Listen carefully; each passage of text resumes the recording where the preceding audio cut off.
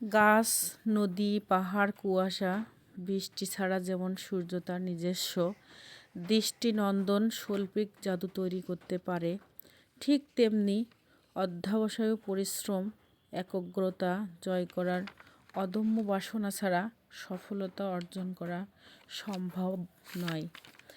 কেউ মুগ্ধ হয় তার প্রিয় মানুষকে দেখে, কিংবা তার প্রেমিককে দেখে, কিংবা ভালোবাসা দেখে।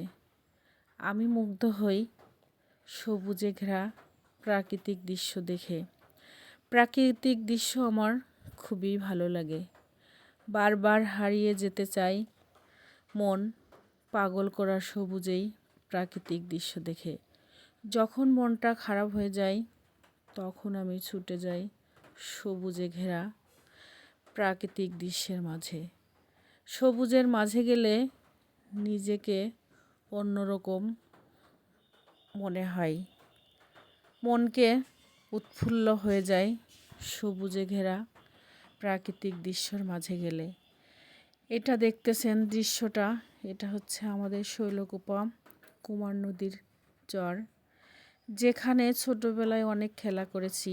ওপারে আমার নানি বাড়ি, যার জন্য অনেক সময় এখানে গিয়ে খেলা করা, গোসল করা এই নদীতে হয়েছে।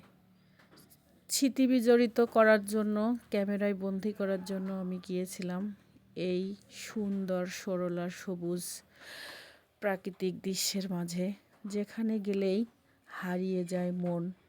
বাড়ি ফেরার কথাই মনে ওঠে না। সূর্যটা ডুবে যাচ্ছে।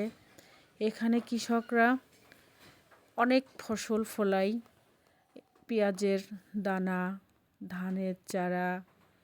কৃষকের মুখে হাসি দেখে সব মনটা উৎফুল্ল হয়ে যায়। এখানে চাষ হয় অনেক রকম সবজি, যেগুলো ক্যামেরায় বন্দি করতে পারিনি। আর বিকালের যে সৌন্দর্য, সূর্যের যে সৌন্দর্যটা আছে, পাখিগুলো উড়ে উড়ে তাদের বাসস্থান খুঁজে বেড়ায়। এভাবেই মনোমুগ্ধকর একটা পরিবেশ, যেটা আমার কাছে খুবই ভালো লাগে।